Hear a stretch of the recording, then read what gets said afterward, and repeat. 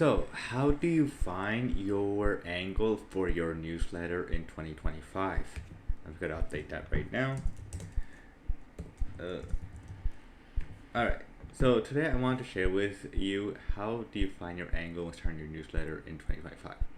So I got a reply from a user on X, and I decided to make a video about it and dive a bit deeper into that question. Because I think a lot of people try to find an angle first, and then that's what holds them back from starting their newsletter. So today I'm dropping the sauce on how to find that angle. All right. So the first things first is start with what you're obsessed about, right? So let me move this here.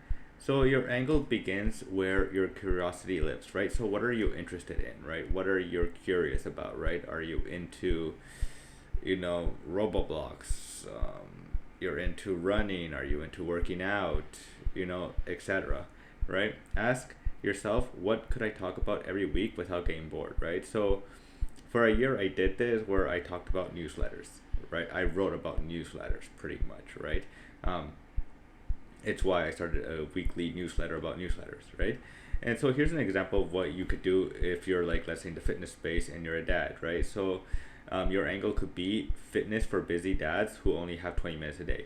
Boom. Simple newsletter where you could share with them, what they could do to work out if they only have 20 minutes, right? Simple, easy, and it's probably going to be very popular because a lot of dads are very busy, right? Number two is focus on the specific transformation, right? Readers don't subscribe for information, they subscribe for results, right? So ask, what small transformation will my newsletter help people achieve, right? So for example, right, instead of marketing tips, right, you could do something like marketing tips for local business owners who hate social media, right? And many local business owners are not a fan of social media, right? But they know that they have to be on those platforms to promote their business to generate more sales, right? And so you could write about a newsletter about that, how what a business owner can do, maybe without having to be on camera, right? Number three is combine two worlds, right? So the best angles come from mixing niches, right? You don't have to focus on one thing only, right? And talk about that, right? So for example, right, AI for real estate agents, really easy, popular right now. Another one's also some for creators, right? Again, very popular.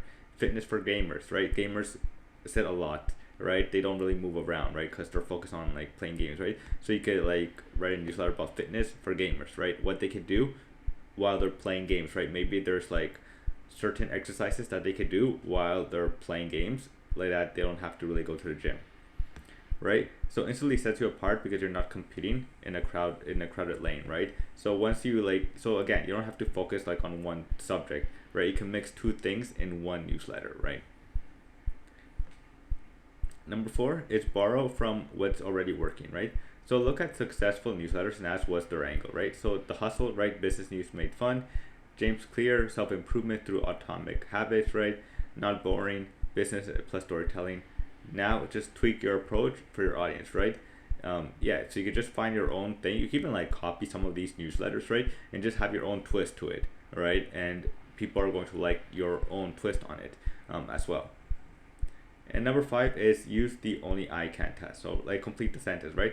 My newsletter, right, is the only one that blank, right? Example, my newsletter is the only one that turns YouTube videos into newsletter ideas, right?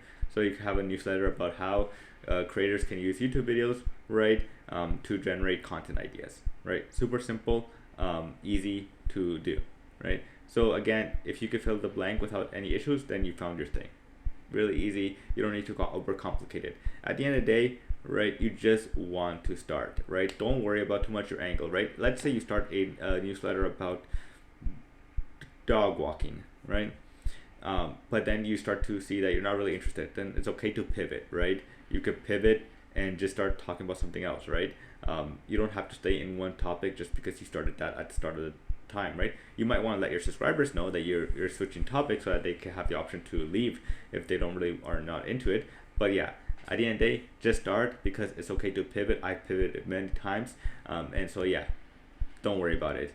So yeah, don't let this from holding you back, And that's it for now. And as always, don't forget to start your newsletter by clicking the link below, because Beehive released some really cool features that you might want to be interested in if you want to start a newsletter.